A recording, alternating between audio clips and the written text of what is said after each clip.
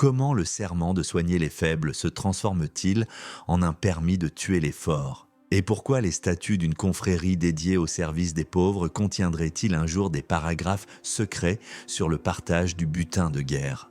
La réponse ne se trouve pas dans les livres de théologie, mais dans les rues de Jérusalem à la fin du XIe siècle. Des rues pavées de bonnes intentions et inondées du sang des justes comme des pécheurs. Ici, au cœur d'un monde devenu fou, une poignée d'hommes, en manteau noir, posa une question encore plus terrible. Peut-on rester humain quand l'humanité elle-même semble n'être plus qu'un lointain souvenir? Leur histoire ne commence pas par le fracas des épées, mais par le silence feutré d'un hospice. Un havre de paix au milieu de l'enfer. L'hôpital de Saint-Jean-Baptiste, fondé bien avant que les armées de la première croisade ne déferlent sur la Terre Sainte, était une anomalie, une oasis de raison dans un désert de fanatisme. Ses fondateurs, des marchands d'Amalfi, n'avaient qu'un but, offrir un toit et des soins aux pèlerins épuisés, malades, oubliés de tous. Les premiers frères, sous la direction du bienheureux Gérard, prononçaient un vœu simple, presque insensé dans ce contexte, servir nos seigneurs les malades. Notez bien cette expression, pas les pauvres, pas les malheureux, mais les seigneurs. Chaque malade, qu'il soit chrétien, musulman ou juif, était traité comme un roi, on lavait ses pieds, on pansait ses plaies, on l'écoutait. Dans un monde obsédé par la conquête et le salut de l'âme, les frères de Saint-Jean se souciaient des corps meurtris, fiévreux, brisés. La médecine de l'époque était un mélange de superstition, de prière et de boucherie. Les saignées affaiblissaient les mourants, les amputations se faisaient sans anesthésie. Les fièvres étaient considérées comme des punitions divines. Pourtant, dans cet hospice, on pratiquait une forme de charité radicale. On y développait des connaissances sur les herbes, on isolait les contagieux, on offrait une nourriture saine. Un miracle de propreté et d'organisation au milieu de la crasse et du chaos. Mais comment rester neutre quand les murs de votre refuge tremblent sous les cris de la ville mise à sac? Pourriez-vous panser les blessures d'un homme le matin, en sachant que l'après-midi, il sera massacré dans la rue simplement parce qu'il ne prie pas le même Dieu que les conquérants? La neutralité est un luxe que seuls les puissants peuvent s'offrir. Les frères de Saint-Jean n'étaient pas puissants, ils étaient utiles, et leur utilité les rendait vulnérables. Les pèlerins qu'ils protégeaient sur les routes étaient des proies faciles pour les bandits et les seigneurs de guerre locaux. Les convois de ravitaillement pour l'hôpital étaient régulièrement attaqués. La première prise d'armes ne fut pas un choix, mais une nécessité. Ce ne furent d'abord que quelques gardes, puis des mercenaires et enfin les frères eux-mêmes. Le moment décisif, celui où tout a basculé, n'est pas consigné dans les chroniques. Il n'y a pas eu de décret, pas de déclaration. Ce fut un changement insidieux, une lente dérive. Un jour, un frère a tenu un scalpel dans une main et une épée dans l'autre. Et il a compris que ces deux instruments servaient, à leur manière, le même but, repousser la mort. Les hospitaliers ont commencé par laver les pieds des pèlerins, ils finiront par se laver les mains dans le sang de nations entières. Le bien peut-il survivre dans un monde qui ne comprend que la force? C'est la question qui hantait les nuits de Raymond du Puy, le successeur de Gérard. Il a vu la fragilité de leur œuvre. Il a compris que sans une puissance militaire propre, leur miséricorde n'était qu'un sursis, une anomalie tolérée par les véritables maîtres de la Terre Sainte, les guerriers. Il a donc pris la décision fatidique de militariser l'ordre, de transformer les infirmiers en soldats, les moines en chevaliers. Une décision qui allait les sauver de l'extinction et les condamner à une gloire sanglante. Ils ne le savaient pas encore, mais en se protégeant, ils venaient de vendre leur âme. La première trahison n'est jamais la plus spectaculaire. C'est un petit compromis, une entorse raisonnable à un idéal trop pur. Et vous, qu'en pensez-vous? Quelle fut leur première chute? S'armer pour survivre ou commencer à croire qu'une épée pouvait réellement servir Dieu? Dites-nous si leur destin fut scellé par la nécessité ou par l'orgueil. Vos théories sont les bienvenues dans les commentaires. Cette reconnaissance officielle de Rome ne fut pas une bénédiction, mais une condamnation. La bulle papale qui transformait les moines en soldats était un pacte faustien scellé à l'encre et au sang. En 1113, le pape Pascal II avait placé l'hôpital sous la protection directe du Saint-Siège, le rendant indépendant de toute autorité locale. Une manœuvre brillante qui lui assurait une autonomie totale. Mais moins de 40 ans plus tard, le pape Eugène III allait plus loin.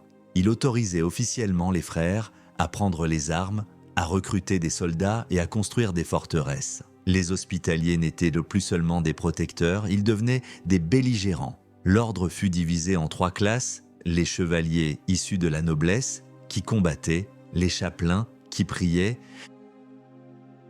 et les frères servants, qui soignaient et assuraient la logistique. Une structure d'une efficacité redoutable. Le statut fut réécrit. À côté des articles détaillant le nombre de pains à donner aux malades ou la manière de changer les draps, apparurent des chapitres entiers sur la discipline militaire, la hiérarchie du commandement et les tactiques de charge de cavalerie. Le contraste est saisissant, presque schizophrénique. Imaginez un instant le dilemme d'un jeune novice. Le matin, il apprend à confectionner des cataplasmes et à murmurer des prières au chevet des mourants. L'après-midi, il s'entraîne à enfoncer une lance dans le ventre d'un mannequin et à manier l'épée à 2 mains. Qu'est-ce qui est le plus terrifiant ? Un ennemi qui veut vous tuer ou un frère d'armes qui, par cupidité, est prêt à rompre n'importe quel serment ? Les hospitaliers devinrent rapidement les forces spéciales du royaume de Jérusalem. Leur discipline de fer, leur fanatisme religieux et leur courage suicidaire en faisaient une troupe de choc inégalée. Sur le champ de bataille, leur bannière noire à croix blanche était un signe de ralliement pour les chrétiens et un présage de mort pour leurs ennemis. La bataille d'Ascalon, en 1153, fut leur baptême du feu en tant que force majeure. Ils menèrent l'assaut final, franchissant la brèche dans les murailles et se battant comme des démons dans les rues de la cité. Ils y gagnèrent la gloire, mais aussi quelque chose de plus tangible, des terres, des richesses et une influence politique considérable. L'ordre devint le plus grand propriétaire terrien du royaume. Des dons affluaient de toute l'Europe, de la part de rois et de nobles soucieux de leur salut et désireux de s'attacher les services de la meilleure armée de l'époque. Le butin de guerre enrichissait leurs coffres. Ils devinrent une puissance économique, une multinationale avant l'heure, gérant des domaines agricoles, des ports et des routes commerciales. Et qui dit pouvoir et richesse, dit rivalité. Leur principal concurrent était un autre ordre, né lui aussi de la croisade, les chevaliers du Temple. Les Templiers, reconnaissables à leur manteau blanc frappé d'une croix rouge, étaient tout aussi puissants, tout aussi riches et tout aussi arrogants. Sur le papier, ils étaient le frère d'armes, unis contre l'infidèle. En réalité, ils se détestaient. Leurs querelles pour des territoires, des châteaux ou des privilèges commerciaux dégénéraient souvent en véritables batailles rangées. Ils sont devenus les meilleurs soldats de la chrétienté en oubliant que le Christ, lui, n'avait jamais porté d'épée. Ces 2 ordres, ces 2 machines de guerre se regardaient en chiens de faïence, paralysant parfois les stratégies des rois croisés par leur jalousie. Le krach des chevaliers, cette forteresse prodigieuse, qui domine encore aujourd'hui le paysage syrien, est le symbole parfait de cette puissance hospitalière. C'était bien plus qu'un château. C'était une petite ville, une base militaire imprenable, capable d'abriter 2000 soldats et leurs montures, avec des réserves pour tenir un siège de 5 ans. De là, ils contrôlèrent la région, levaient des impôts et lançaient des raids dévastateurs. Mais chaque pierre de ces forteresses était cimentée par le sang et la souffrance. Chaque victoire les éloignait un peu plus de leur serment initial. Ils étaient devenus le bouclier du royaume, mais un bouclier lourd, exigeant, et qui commençait à dicter ses propres lois. La miséricorde était devenue un lointain souvenir, une clause embarrassante dans un contrat de conquête. Le déclin des États latins d'Orient était inéluctable. La pression des armées musulmanes, unifiées sous des chefs charismatiques comme Saladin, devenait intenable. Les querelles internes des croisés, leur manque de stratégie à long terme, tout concourait au désastre. Les hospitaliers et les templiers se battirent jusqu'au bout avec une bravoure désespérée, mais ils ne pouvaient pas enrayer la marée. La perte de Jérusalem en 1187 fut un traumatisme. La chute de Saint-Jean d'Acre en 1291 sonna le glas de l'aventure croisée en Terre Sainte. Le rêve était terminé. Les survivants, hagards, s'entassèrent sur les navires en partance pour l'Europe. Les Hospitaliers, grâce à leur discipline, réussirent à évacuer leurs troupes en ordre, sauvant leurs archives et une partie de leurs trésors. Ils avaient perdu leur raison d'être, leur terre, leur mission. Ils n'étaient plus qu'une armée en exil, une confrérie de réfugiés. Leur dos était tourné à la terre et devant eux, il n'y avait que l'immensité vide de la mer. Une mer qui allait devenir leur nouvelle patrie, leur nouveau champ de bataille et la source de leur plus grande gloire et de leur plus sombre infamie. La mer. Pour les survivants d'Acre, elle n'était pas un symbole de liberté, mais une plaine liquide de désespoir. C'est sur cette plaine qu'ils devaient bâtir un nouveau royaume ou périr. Après un bref séjour à Chypre, où ils ne furent que des invités mal tolérés, les chevaliers comprirent dès qu'ils ne pourraient y survivre qu'en devenant maîtres de leur propre destin.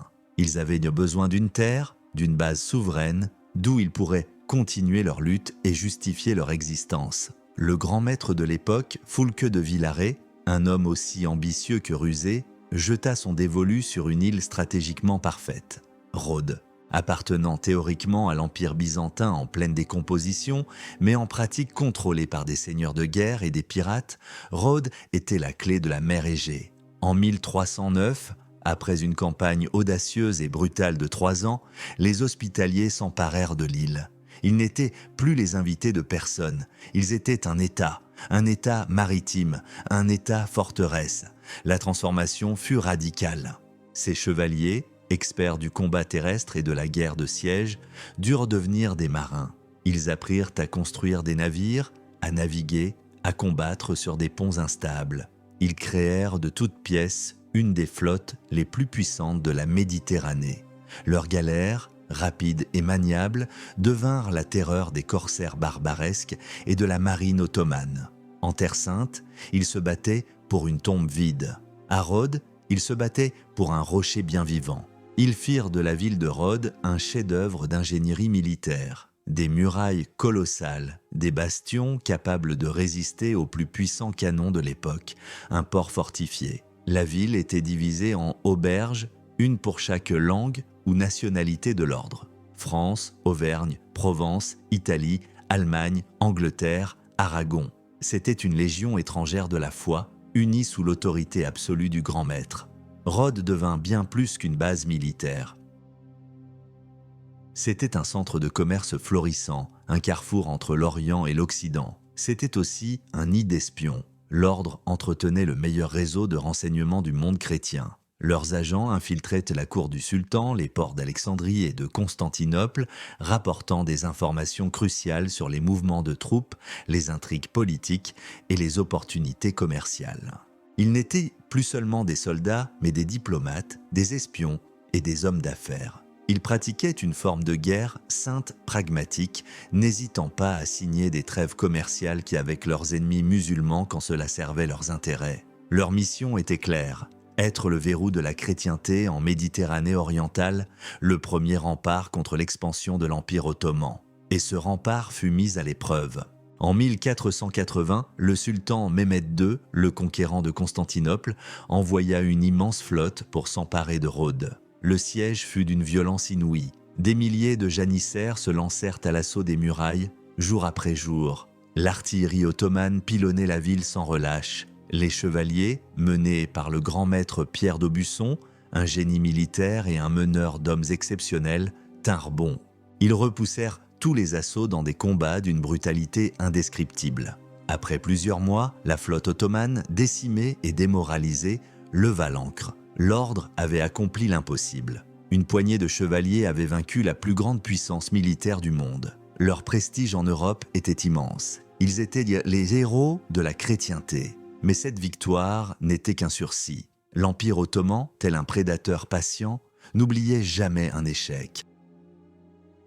42 ans plus tard, en 1522, un nouveau sultan, plus jeune, plus ambitieux et encore plus puissant, se tourna vers Rhodes. Son nom était Soliman, et l'histoire l'appellerait le Magnifique. Il arriva avec une armada de 400 navires et une armée de plus de 100 000 hommes. Face à lui, le grand maître Philippe de Villiers de l'Isle-Adam ne disposait que de quelques centaines de chevaliers et de quelques milliers de mercenaires et de citoyens rhodiens. Le second siège de Rhodes fut une épopée de feu et de sang qui dura 6 mois. Les chevaliers se battirent avec l'énergie du désespoir, mais la disproportion des forces était trop grande. Les murailles, pilonnées par une artillerie monstrueuse, s'effondraient les unes après les autres.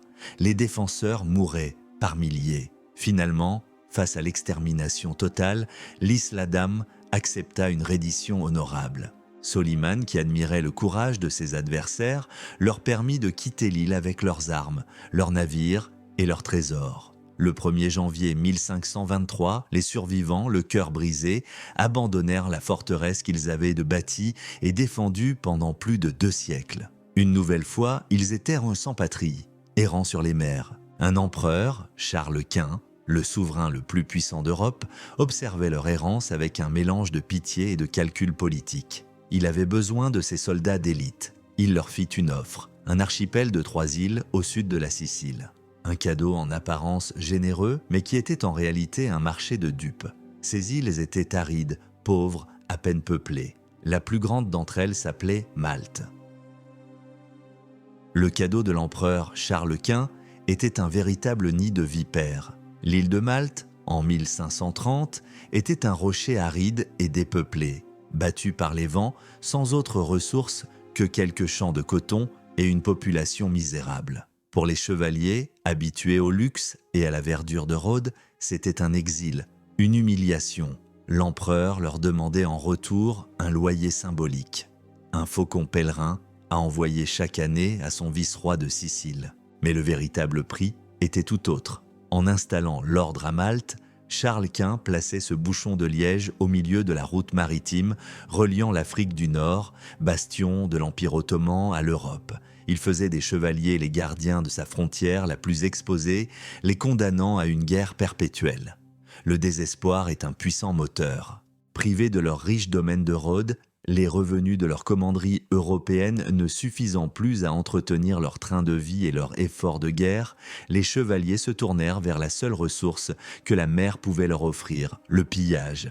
Ils ressuscitèrent une vieille pratique, le corso. En théorie, le corso était une guerre de course légitime contre les navires et les côtes des ennemis de la foi, une sorte de guerre sainte privatisée. Dans la pratique, cela se transforma rapidement en une piraterie à grande échelle, d'une brutalité et d'une cupidité sans limite. La noble défense de la foi devint un prétexte pour la plus vile des entreprises, le commerce des êtres humains. Les galères de l'ordre, portant la croix à 8 pointes, sillonnaient la Méditerranée, attaquant non seulement les navires militaires ottomans, mais aussi et surtout les navires marchands, les villages côtiers, les îles sans défense.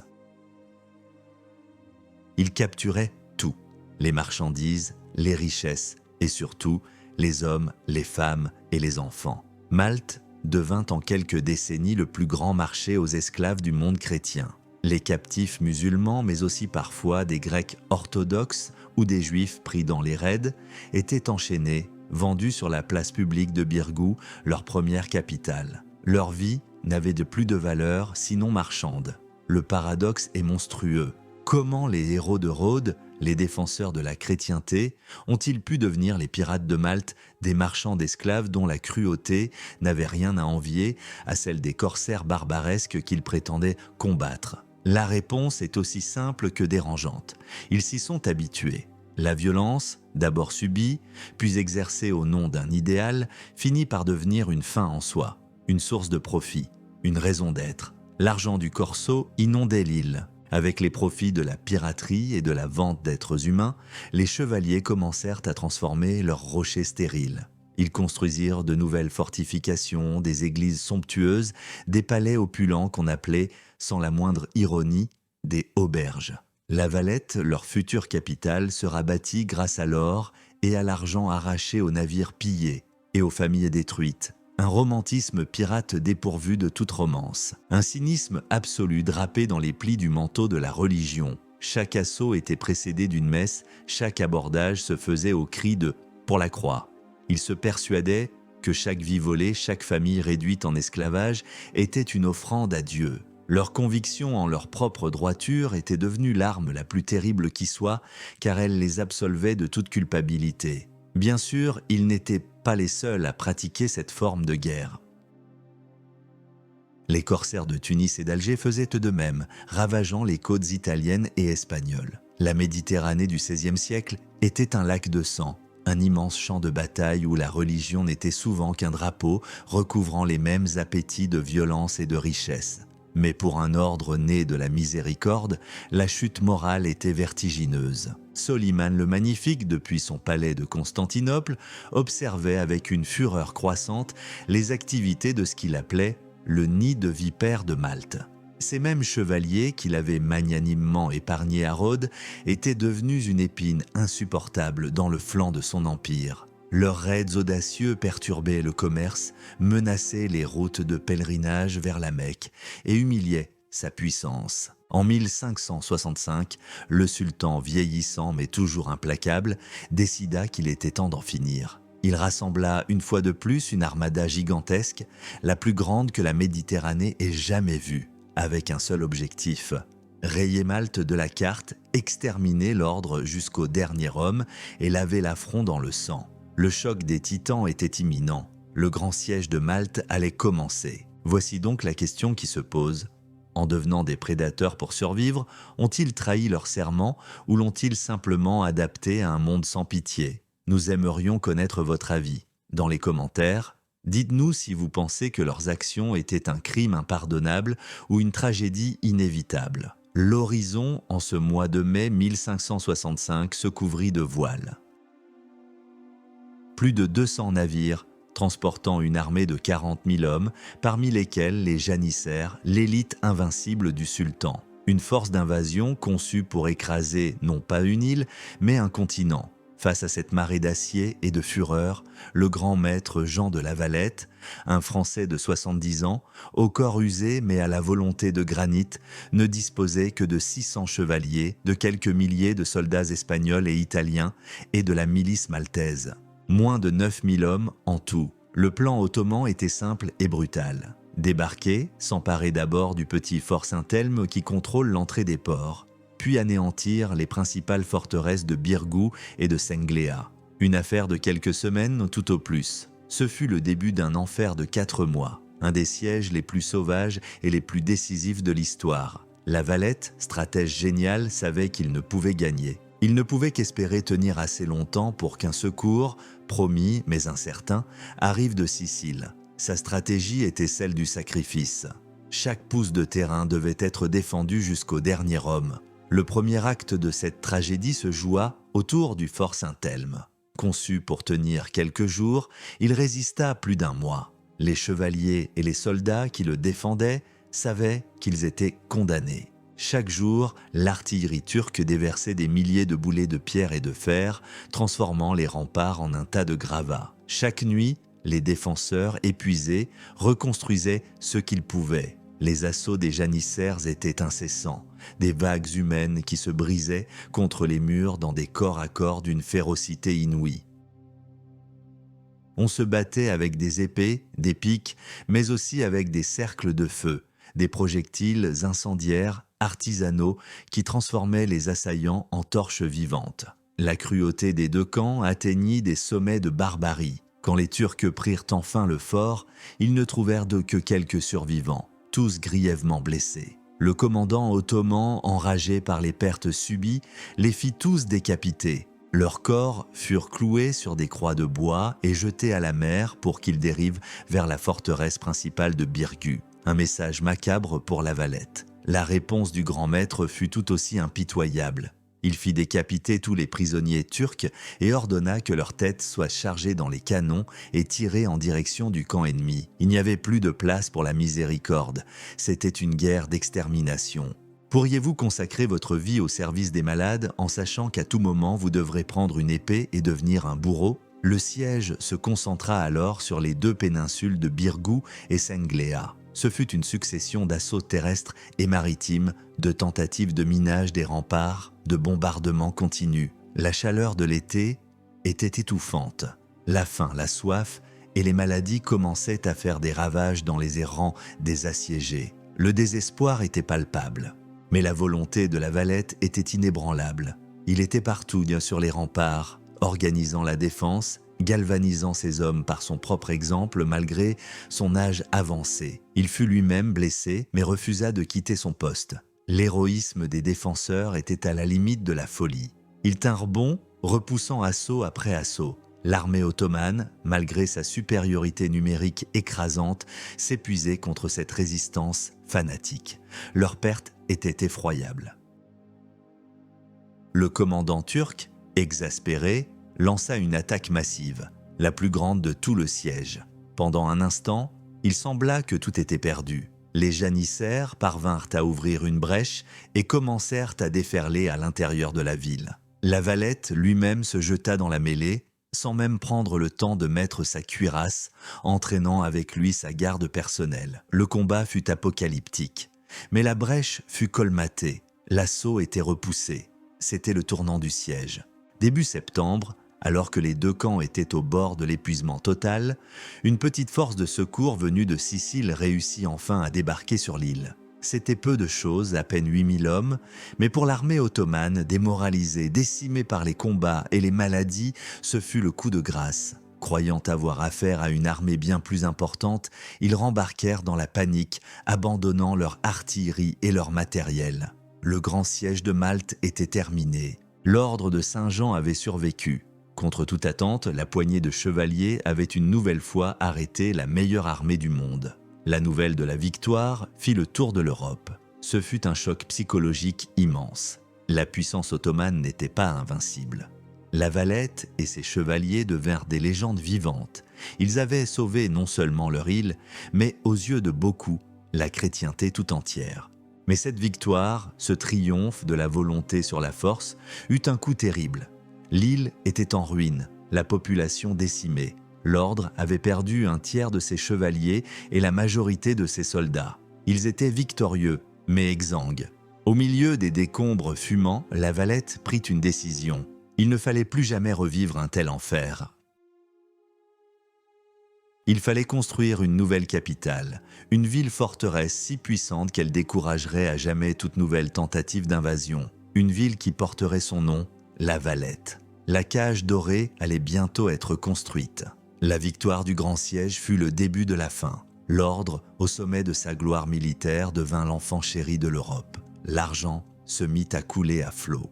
Les rois, les princes, le pape, tous rivalisèrent de générosité pour aider à la reconstruction de Malte et récompenser ses sauveurs. C'est avec cet or taché du sang de la victoire que fut érigée la nouvelle capitale, La Valette. Une ville conçue par les meilleurs ingénieurs militaires de l'époque, un chef-d'œuvre de fortification, mais aussi une cité de palais et d'églises baroques. Le paradoxe est que cette forteresse imprenable devint une cage dorée. Ayant repoussé la plus grande menace de leur histoire, les chevaliers perdirent leur raison d'être. La guerre contre l'infidèle, qui avait justifié leur existence pendant 5 siècles, devint une abstraction. Le corso continua bien sûr, les galères de l'ordre continuaient à sillonner la mer, mais ce n'était plus une lutte pour la survie. C'était une affaire de routine, une entreprise commerciale lucrative qui enrichissait les chevaliers et finançait le luxe de leur nouvelle vie. Une fête en temps de peste morale. Les chevaliers de l'ordre de Saint-Jean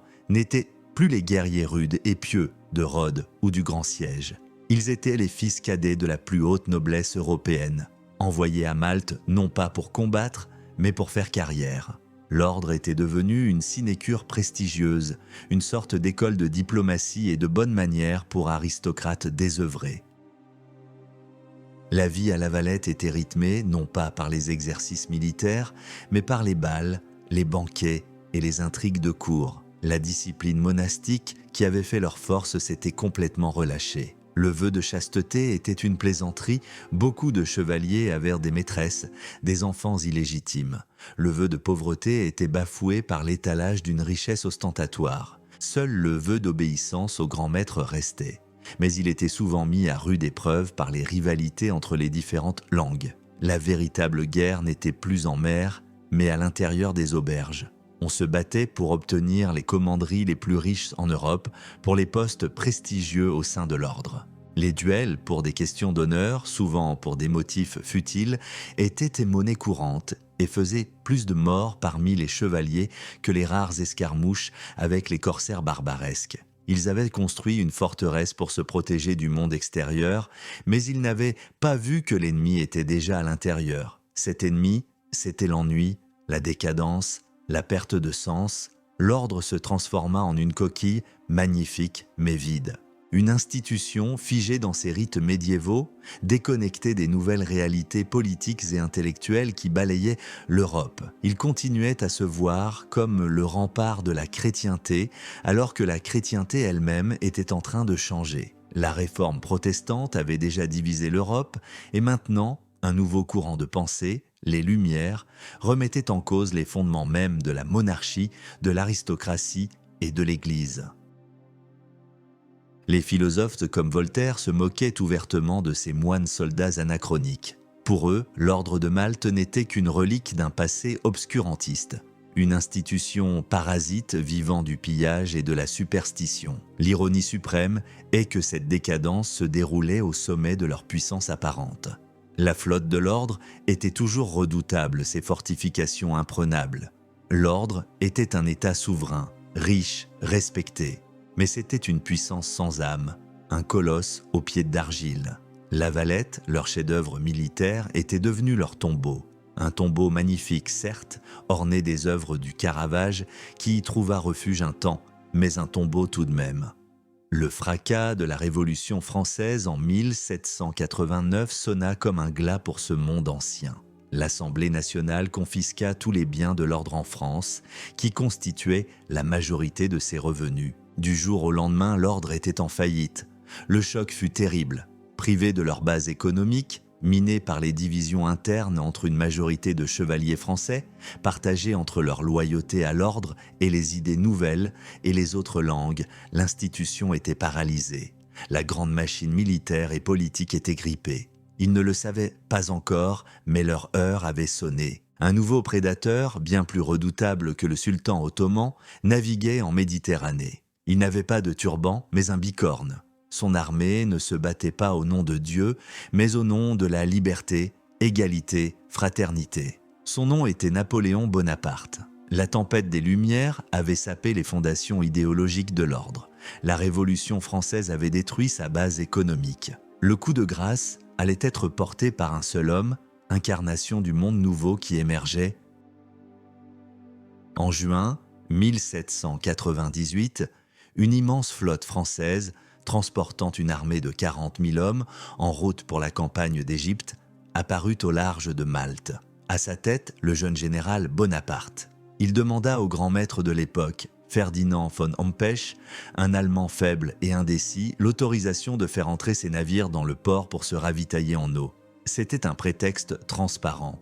Les règles de l'ordre interdisaient l'entrée du port à plus de 4 navires d'une puissance belligérante à la fois. Hompesch refusa. La réponse de Bonaparte fut un ultimatum. La reddition de l'île ou sa destruction. C'est ici que se joue la plus grande tragicomédie de l'histoire de l'ordre. Les chevaliers, dont les ancêtres avaient tenu tête à Soliman le Magnifique pendant des mois, étaient confrontés à un choix. Se battre ? Les fortifications étaient toujours là, plus puissantes que jamais. La Valette était considérée comme la forteresse la mieux défendue d'Europe. Un siège aurait pu durer des mois, voire des années, bloquant l'expédition de Bonaparte et changeant peut-être le cours de l'histoire. Mais le cœur n'y était plus. L'ordre était rongé de l'intérieur. De nombreux chevaliers français, séduits par les idées révolutionnaires ou tout simplement effrayés, refusèrent de se battre contre leurs compatriotes. La population maltaise, lassée de la domination arrogante des chevaliers, était prête à accueillir les Français en libérateurs. Il n'y avait plus de la Valette pour incarner la résistance. Hompesch, paniqué, paralysé par l'indécision, négocia. En moins de 48 heures, sans qu'un seul coup de canon ne soit tiré de la forteresse principale, l'ordre de Saint-Jean de Jérusalem capitula. L'acte de reddition est un document d'une ironie poignante. Les chevaliers rendaient de leur île souveraine, leur forteresse, leur artillerie et leur flotte en échange de pensions et de la promesse de pouvoir conserver leurs titres. Ils avaient échangé un royaume contre une retraite dorée. Bonaparte, arpentant les remparts de la Valette, aurait murmuré « Il est heureux que nous ayons eu quelqu'un pour nous ouvrir les portes ». En quelques jours, il pilla les trésors de l'ordre, notamment l'or et l'argent de l'église Saint-Jean, abolit les titres de noblesse, libéra les esclaves musulmans et instaura un gouvernement républicain. Puis il repartit pour l'Égypte, laissant une garnison derrière lui. Pour les chevaliers, ce fut un exil honteux. Chassés de leur île dispersée, humiliés, ils commencèrent une longue errance à travers l'Europe. La chute de Malte n'était pas seulement une défaite militaire, c'était un effondrement symbolique, le choc de deux mondes. Le monde féodal, aristocratique et religieux, incarné par l'ordre, venait d'être balayé sans effort par le monde moderne, nationaliste et laïque, incarné par Bonaparte. Ils n'avaient pas été vaincus par la force des armes, mais par la force d'une idée. Leur temps était révolu. Alors, à votre avis, qu'est-ce qui a réellement vaincu les chevaliers à Malte ? La puissance militaire de Bonaparte ou leur propre décadence morale et intellectuelle ? Faites votre choix. La défaite était-elle due au génie de leur ennemi ou à leur propre aveuglement ? Partagez votre perspective dans les commentaires. L'ordre était sans patrie, une nouvelle fois. Mais cette fois, c'était différent. Après la perte de Rhodes, ils étaient une armée en exil, encore puissante et respectée.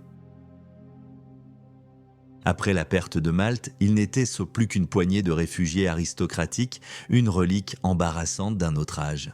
Le 19e siècle fut pour eux une longue et humiliante traversée du désert. Ils cherchèrent un nouveau protecteur, un nouveau but, un nouveau foyer. Leur pérégrination les menèrent vers l'endroit le plus improbable qui soit, la Russie. L'empereur Paul Ier, un personnage romantique, mystique et profondément instable, était fasciné par l'histoire et les rituels de l'ordre. Il se voyait comme le dernier défenseur de la chevalerie contre les hordes révolutionnaires. Il offrit l'asile aux chevaliers et dans un geste qui défie toute logique historique et religieuse, il se fit élire grand maître de l'ordre. Un tsar orthodoxe à la tête d'un ordre catholique. Le Vatican protesta, mais l'argent et la protection de la Russie étaient trop tentants. Pour un bref instant, l'ordre crut avoir trouvé son salut.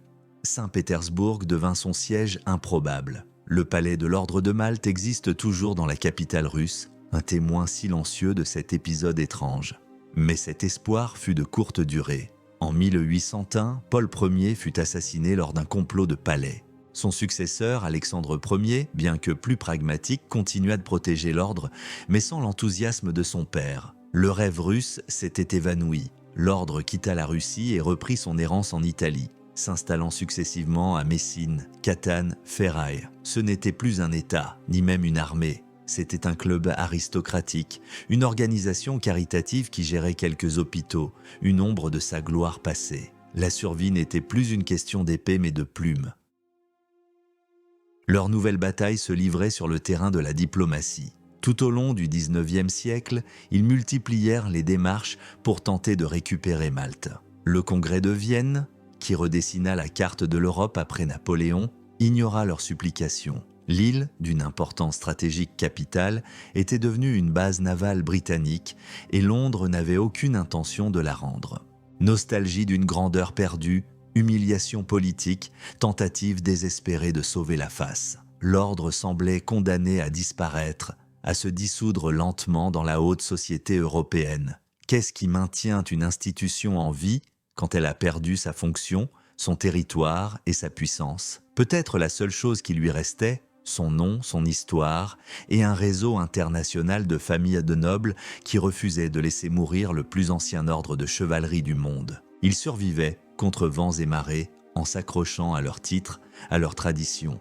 Ils étaient devenus des experts de la survie administrative. Ils continuaient à nommer des ambassadeurs, à entretenir des relations diplomatiques, à agir comme s'ils étaient toujours une puissance souveraine. Une fiction juridique qui, à force d'être maintenue, finit par acquérir une forme de réalité. En 1834, après des décennies d'errance, l'ordre s'installa enfin de manière permanente à Rome. Le pape leur accorda l'extraterritorialité pour 2 bâtiments, le palais de Malte et la villa de Malte. Un territoire symbolique, mais un territoire tout de même. C'est depuis cette modeste base romaine que l'ordre allait entamer la plus surprenante de ses transformations. Ayant épuisé toutes les options militaires et politiques, il ne leur restait qu'une seule voie pour retrouver un sens à leur existence, revenir à leurs origines, revenir à la miséricorde, oublier l'épée et ne garder que la main qui soigne. La fin du XIXe siècle les vit lentement mais sûrement se réorienter vers ce qui avait été leur toute première mission, 8 siècles plus tôt, dans un petit hospice de Jérusalem. L'histoire semblait bégayer, offrant une chance de rédemption inespérée. Les guerriers allaient redevenir des hospitaliers. La renaissance de l'ordre de ses cendres ne s'est pas faite par une grande bataille, mais par une succession de petits gestes d'humanité. En s'installant à Rome et en renonçant, de fait, à toute ambition territoriale, l'ordre a opéré un retournement stratégique fondamental. Il a compris que sa survie ne dépendait plus de la force militaire, mais de son utilité pour le monde. Il a redécouvert sa vocation première, la charité et le soin des malades. Un retour aux sources, une rédemption. Cette transformation s'est accélérée à la fin du XIXe et au début du XXe siècle. L'ordre commença à créer des associations nationales qui développèrent des œuvres hospitalières et caritatives. Il mit sur pied des corps de secouristes, des services d'ambulance. Le champ de bataille avait changé. L'ennemi n'était plus le Turc, mais la maladie, la pauvreté, la souffrance humaine. Les 2 guerres mondiales furent le véritable catalyseur de cette nouvelle identité. L'ordre, grâce à sa souveraineté et à sa neutralité reconnue, put jouer un rôle humanitaire de premier plan. Ces trains hospitaliers sillonnèrent l'Europe, transportant des milliers de blessés sans distinction de nationalité. Ces équipes médicales étaient présentes sur tous les fronts. Les chevaliers de Malte, ou plutôt leurs volontaires et leurs médecins, étaient de retour sur les champs de bataille. Mais cette fois, ils ne venaient pas pour tuer, mais pour sauver. Le manteau noir frappé de la croix blanche, qui avait semé la terreur sur les remparts de Rhodes et de Malte, redevint un symbole d'espoir et de secours pour les soldats agonisant dans les tranchées. L'image de l'ordre se restaura. Le souvenir du pirate Cupide s'effaça peu à peu pour laisser place à celui de l'infirmier dévoué. C'était un acte de choix conscient, une manière de racheter les péchés du passé. Ils utilisèrent leur prestige aristocratique et leur réseau diplomatique non plus pour lever des armées, mais pour collecter des fonds et organiser des missions humanitaires. Le contraste avec les siècles passés est saisissant. Imaginez un chevalier du XVIe siècle, dont la fortune provenait de la vente d'esclaves, confronté à un chevalier du XXe siècle organisant un convoi de nourriture pour des réfugiés de guerre. L'habit est le même, le nom de l'ordre est le même, mais la mission est le contraire absolu. Après la Seconde Guerre mondiale, cette action humanitaire s'est intensifiée et mondialisée. L'ordre a créé Malteser International, son agence de secours internationale. Aujourd'hui, elle intervient dans plus de 120 pays, luttant contre les conséquences des guerres, des famines, des catastrophes naturelles et des épidémies. Leurs hôpitaux, leurs centres pour lépreux, leurs programmes d'aide aux réfugiés sont présents sur tous les continents. Ils sont devenus une force humanitaire majeure, respectée, travaillant main dans la main avec des organisations comme le Comité international de la Croix-Rouge ou les agences de l'Organisation des Nations Unies. Ils ont prouvé que la vraie puissance ne réside pas dans la capacité de détruire, mais dans celle de reconstruire. Ils ont trouvé un nouveau sens après des siècles d'errance et d'humiliation. Cet exploit silencieux, ce retour à la miséricorde, est peut-être la plus grande victoire de leur longue et tumultueuse histoire. Plus grande encore que la défense de Rhodes ou le siège de Malte, car c'est une victoire sur eux-mêmes, sur leur propre passé de violence et de prédation. Ils ont bouclé la boucle. Commencée dans un hospice de Jérusalem, leur histoire semblait s'achever dans les hôpitaux du monde entier. Mais l'histoire n'est jamais aussi simple. Le passé, même racheté, laisse des traces. L'ordre est redevenu une force du bien, mais il est resté ce qu'il a toujours été. Une organisation complexe, secrète, pétrie de paradoxes. La coquille de l'État souverain qu'ils ont conservé par miracle allait devenir le théâtre de leur dernier et plus étrange mystère. L'ordre souverain militaire de Malte aujourd'hui est un fantôme bien vivant et étonnamment influent.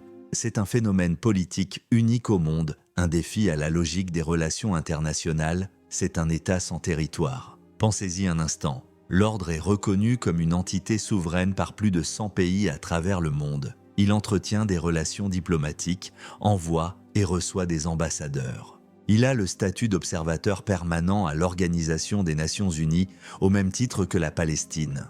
Il émet ses propres passeports, considérés comme les plus rares du monde. Il imprime ses propres timbres, frappe sa propre monnaie. Mais il ne possède pas un seul mètre carré de terre souveraine. Son territoire, ce sont les 2 bâtiments qu'il occupe à Rome, qui bénéficient d'un statut d'extraterritorialité comme des ambassades. Son peuple, ce sont ses 13 500 membres, ses 82 000 volontaires et ses 42 000 employés dans le secteur médical. Son armée, c'est son corps international d'aide humanitaire. Ses batailles sont les campagnes de vaccination, la distribution de nourriture aux affamés, la gestion des camps de réfugiés. C'est le triomphe de la fiction juridique. L'ordre a survécu parce qu'il a tout perdu. Sa force réside désormais dans sa faiblesse apparente. En n'ayant aucun territoire à défendre, aucun intérêt économique national à protéger, sa neutralité est crédible. Cela lui ouvre des portes là où d'autres États ou organisations non gouvernementales sont considérés avec suspicion. Mais l'ombre du passé n'a pas disparu. Sous le vernis de l'action humanitaire, l'ordre reste une institution médiévale, une corporation d'élite fermée, dirigée par une noblesse dont les titres remontent parfois aux croisades.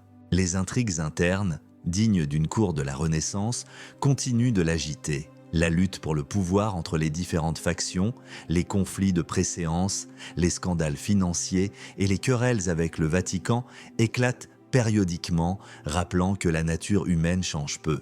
Le principal paradoxe demeure. Comment une organisation dont la mission est de servir les pauvres peut-elle être dirigée exclusivement par des aristocrates qui prononcent un vœu de pauvreté tout en gérant des fortunes considérables? Comment concilier l'humilité du service hospitalier avec l'apparat et les privilèges d'un être souverain? Le dernier mystère de l'ordre n'est pas caché dans un coffre ancien. Il n'est pas question de Saint Graal ou d'Arche d'Alliance. Le vrai mystère, c'est celui de sa survie.